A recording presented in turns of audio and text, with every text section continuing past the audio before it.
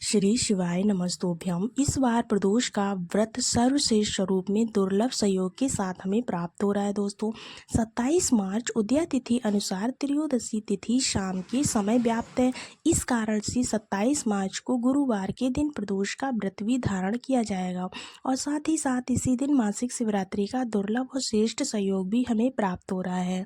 आप भी हार रहे हैं, दुख पा रहे हैं, कष्ट पा रहे हैं, कर्ज में हैं, आपका जीवन चल रहा है ऐसा, तो गुरु प्रदोष व्रत और मासिक शिवरात्रि के दुर्लभ और श्रेष्ठ सहयोग से बिना व्रत उपवास के भी आप इन कार्यों को कर सकते हैं। बहुत ही सुंदर सा इसका परिणाम मिलता है और हमेशा ही परिवार की उन्नति होती है।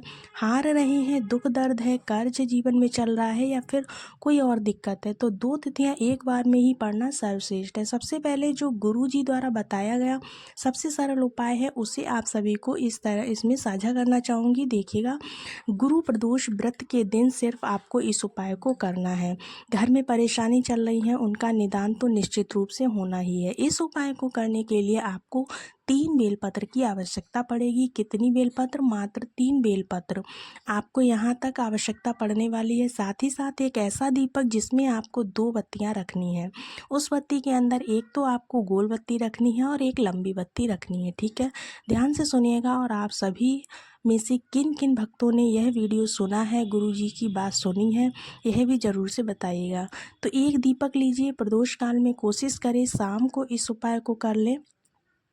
अगर शाम को नहीं कर पाए तो रात्रि में भी कर सकते हैं, कोई दिक्कत की बात नहीं है। प्रदोष काल का समय आपको जो है ना 5 बजे के बाद से लगता है। एक दीपक जिसमें 2 बत्ती रखनी है, एक गोल बत्ती एक लंबी बत्ती। उसके बाद आपको 3 दीपक लेकर श्री शिवाय नमस्तुभ्यम महामंत्र का जाप करते हुए चले जाना है। महादेव के मंदिर में सबसे सुंदर इस दिन महादेव की महिमा, उनका दर्शन कर लेने मात्र से कैसी भी विपदा संकट चल रहे हों उसका निदान हो जाता है। तो आप सभी को प्रभु के नाम मंत्र को भूलते हुए बिना व्रत उपवास के भी चले जाना है। शुभ समय में मंदिर जाने से बहुत ज़्यादा पुण्य मिलता है। जल कोई सा भी आप ले जा सकते हैं, घर के मंदिर से या फिर घर के किचन से आप जल ले जा सकते हैं, कोई दिक्कत नहीं है। रुद्राक्ष वाला जल है तो बहुत अच्छी बात है। कच्चा दूध उसमें मिला सकते हैं। गुरुवार का दिन है, चने की दाल मिला सकते हैं, चंदन मिला सकते हैं। यह सभी सुख देने वाले सर्वश्रेष्ठ चीज़ें हैं। सबसे पहले आप जो विशेष जल लेकर गए हैं उसे शिवलिंग पर चढ़ा दीजिए। आपका मुख पूर्व या उत्तर दिशा की ओर होना चाहिए। उसके बाद में 3 बेलपत्र, जिसमें से सबसे पहली बेलपत्र आपको गुरुजी कहते हैं जो नंदी बाबा का कुबड़ होता है, अर्थात जो नंदी बाबा का एक उठा हुआ पैर वाला स्थान होता है, उस स्थान पर आपको चढ़ाना है। उसे कैलाश पर्वत का स्थान माना जाता है। तो वहाँ पर आपको पहली बेलपत्र अपना नाम व गोत्र बोलते हुए अपनी मनोकामना कहकर चढ़ा देनी है।